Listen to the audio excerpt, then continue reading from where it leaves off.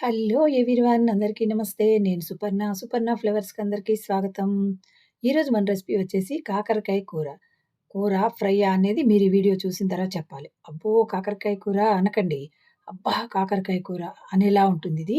ఒక్క ముక్క కూడా మేము తినలేము అనేవాళ్ళు ఒక్క ముక్క మిగలకుండా తినేస్తారంటే నమ్మండి. జ్యూసీగా ఉండే ఈ కాకరకాయ కూర అస్సలు చేదే ఉండదు. చక్కగా అందరూ తినొచ్చు. అస్సలు తినని వాళ్ళు కూడా తినేస్తారు. మరి ప్రాసెస్‌లోకెళ్ళిపోదామా? అయితే మనకి కాకరకాయలు దొరుకుతాయి. వాటిని కట్ చేసుకుంటాం. ఫారిన్ కంట్రీస్‌లో ఫ్రోజెన్ కరేలా అని ఇలా దొరుకుతుందనమాట. ప్యాకెట్‌లో ముక్కలు కట్ చేసి ఉంటాయి. మనకిప్పుడు కట్ చేసుకునే పని, కడిగే పని ఏం లేదు. ముక్కలు రెడీగా ఉన్నాయి కాబట్టి ప్యాన్ పెట్టేసి అందులో ఒక 2 స్పూన్లు ఆయిల్ వేయండి. వేసేసి అందులో ఒక స్పూన్ జీలకర్ర వేయండి. వేసేసి ఈ జీలకర్ర చిటపటమనాలి. కంపల్సరీగా చిటపటమని ఫ్రై అయిన తర్వాతే అప్పుడు ఆనియన్స్ వేసుకోవాలి. ఇందులో 2 మీడియం సైజు ఆనియన్స్‌ని తీసుకొని కట్ చేసి వేసుకుంటాం. జీలకర్ర వేయగానే మనం ఆనియన్స్ ఏసామనుకోండి, జీలకర్ర చిటపటమనకపోతే మంచి స్మెల్ రాదు. అప్పుడు ఆనియన్స్ వేసిన తర్వాత అది మెత్తగా అయిపోతుంది. ఇంకా వేగదనమాట. అందుకని కంపల్సరీగా చిటపటమని జీలకర్ర వేగిన తర్వాత ఈ ఆనియన్ ముక్కలు వేసేసి వీటిని మీడియం ఫ్లేమ్‌లోనే ఉంచి వేయించుకోవాలి. ఇవి అడుగంటకూడదు, మాడకూడదు. కొంచెం నిదానంగా వేయించుకోవాలనమాట. నిదానంగా చేస్తేనే కదండీ వంట అద్భుతంగా ఉండేది. కొంచెం టైమ్ టేకింగే ఈ కాకరకాయ కూరకి. ఇది నిదానంగా మెత్తబడే వరకు వేయించుకోవాలి. కొంచెం బ్రౌన్ కలర్‌లోకి రావాలనమాట వీటిని. ఇలా వచ్చిన తర్వాత వీటిని ఆపేసేద్దాం.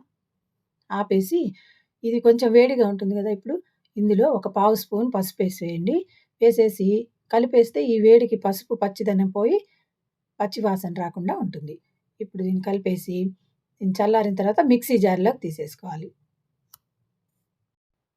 జీలకర్ర అడుగున మిగలకుండా మొత్తం వచ్చేటట్లు మిక్సీ జార్‌లోకి ఇది మొత్తం ట్రాన్స్‌ఫర్ చేసేసుకొని, మళ్ళీ అదే ప్యాన్ పెట్టేసి దాంట్లో ఒక స్పూను పచ్చిశనగపప్పు వేసుకోవాలి.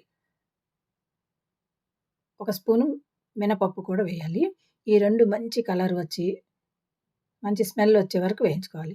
ఇవి కొంచెం కలర్ మారుతున్నాయి అనుకున్నప్పుడు ఇందులో 1 ½ స్పూను ధనియాలు కూడా వేసుకోవాలి. ధనియాలు ముందే వేస్తే మాడిపోతాయి కదా! అందుకని ఇవి కొంచెం వేగిన తర్వాత ధనియాలు కూడా వేయాలి. అవి వేసి ఈ మూడిటిని చక్కగా మంచి కలరొచ్చి, మంచి స్మెల్ వస్తుంటే చూడండి బాగా వేగినప్పుడు అలా వచ్చే వరకు వేయించుకోవాలి. కలర్ మారినియి. ఇప్పుడు ఇలా రాగానే వీటిని గూడా మనం మిక్సీ జార్‌లోకి తీసేసుకుందాం. ఈ 3 వేయటం వల్ల మంచి స్మెల్లు, మంచి రుచొస్తాయండి మన కూరకి. ఇవి కూడా వేసేసుకున్న తర్వాత ఇందులో మన రుచికి తగ్గనట్టు సాల్ట్ నేను 2 స్పూన్లు వేస్తున్నాను. మీ టేస్ట్‌కి తగ్గట్టు మీరు చూసి అడ్జస్ట్ చేసుకుంటూ వేసుకోండి. చిన్న స్పూన్‌తో వేస్తున్నాను 2 స్పూన్లు. ఇది వేసిన తర్వాత కారం కూడా 2 స్పూన్లు వేసుకుందాం. ఇది కూడా మీ టేస్ట్‌కి, మీ కారం తినగలిగే దాన్ని బట్టి చూసి వేసుకోండి కొంచెం అడ్జస్ట్ చేసుకొని. ఇవి వేసేసి వీటితో పాటు మనం కాకరకాయ చేదుగుంటుంది గదా! ఆ చేదుని తగ్గించడానికి చింతపండు రసం వేసుకుంటాం అనమాట. ఈ మొత్తానికి ఒక చిన్న ఉసిరికాయ సైజంతా చింతపండుని వేడి నీళ్ళల్లో ఏసి ఉంచేసి, ఆ గుజ్జు కూడా ఇందులో పోసేయండి. ఈ మొత్తాన్ని ఫైన్ పేస్ట్ చేసి పక్కన పెట్టేసుకొని, మళ్ళీ అదే ప్యాన్ పెట్టాం. మనం మొత్తం కూరంతటికి ఒక్క ప్యాన్ తోటే అయిపోతుందండి. ఎక్కువ గిన్నెలు కూడా అవసరం ఉండదు. దానిలో 4 స్పూన్ల ఆయిల్ వేసాం. ఇప్పుడు ఈ ప్యాకెట్‌ని కట్ చేద్దాం. ఈ ముక్కలు అన్నీ కట్ చేసేవి ఉంటాయి కాబట్టి మనకి కట్ చేసుకునే పని లేదు. ఇవి డీప్ ఫ్రిడ్జ్‌లో పెట్టుంచుకుంటాం. అందుకని దీని మీద అంతా ఐస్ ఉంటుంది. ఈ ముక్కలు ముందే కొంచెం సేపు తీసి బయట పెట్టేసుకున్న తర్వాత ఇప్పుడు ఆయిల్‌లో వేసేసాం కదా! కొద్దిసేపు కదిలించకుండా ఉండాలి.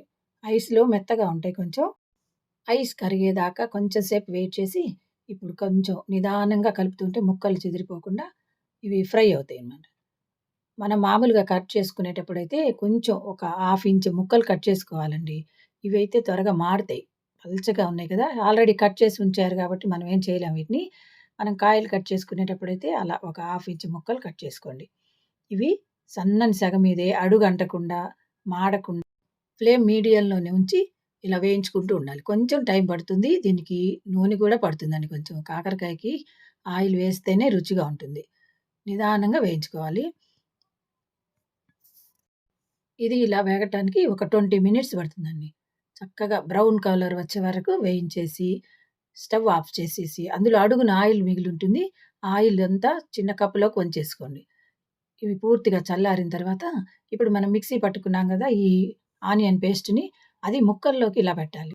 మామూలుగా పైన వేసినా ఫ్రై అవుతుంది గానీ, ఇలా ముక్కల్లో పెట్టడం వల్లండి ముక్క లోపల ఉన్న చేదు గూడా మనకు తెలియకుండా ఉంటుంది. ముక్కకి పట్టేస్తుందనమాట ఈ కారం అంతా. అందుకని ముక్క లోపలికి పెట్టాలి. అందుకే ఒక కొంచెం అరంగుళం ముక్క చేసుకోమన్నా గదా మిమ్మల్ని. అందుకని కట్ చేసుకునేటప్పుడు హాఫ్ ఇంచ్ ఉన్నదనుకోండి, అందులో కారం నిలబడి ఉంటుంది కొంచెం. చక్కగా ముక్కలన్నిట్లోకి ఇలా పెట్టేసేయండి. ఇలా పెట్టేసిన తర్వాత మనం ఇందాక ముక్కల్లో అడుగున తీసిన ఆయిల్ పైన పెట్టేసి ఉంచుకున్నాం గదా కప్పులో, ఆ ఆయిల్ అంతా దీని మీదేసేయండి పైనుంచి.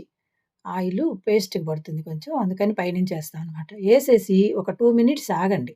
ఆగిన తర్వాత అప్పుడు కలపండి. అప్పటికి కొంచెం పేస్టు గట్టిబడి తొందరగా ఫ్రై అవుతుంది. చక్కగా మొత్తం మాడినట్టు ఫ్రై అవ్వాలండి ఇలా. డ్రై అయిపోవాలి పూర్తిగా. ఇలా డ్రై అయిపోయేసరికి కొంచెం కలర్ మారుతుంది. ఈ కూరని మనం సర్వింగ్ ప్లేట్‌లో తీసేసుకొని, వేడి వేడి అన్నంలో ఇలా కలిపి ఒక్క ముక్క తినమంటారు చూడండి. అలాంటి వాళ్ళకి ఒక్క ముక్క రుచి చూపించండి. మీకు ముక్క మిగల్చకుండా తింటారంటే నమ్మండి. ప్రతి ముక్కని ఎంజాయ్ చేస్తూ తినండి. ఈ వీడియో నచ్చితే లైక్ చేయండి, కామెంట్ చేయండి, సబ్స్క్రైబ్ తప్పకుండా చేయండి. అలాగే షేర్ చేయటం కూడా మర్చిపోవద్దు. మీరు కర్రీ చేసుకొని తిన్న తర్వాత మీకు నచ్చితేనే కామెంట్ పెట్టండి. ఓకేనా ఫ్రెండ్స్? బెల్ ఐకాన్ నొక్కటం అస్సలు మర్చిపోవద్దు. మరో మంచి వీడియోలో కలుద్దామా? Thank you for watching.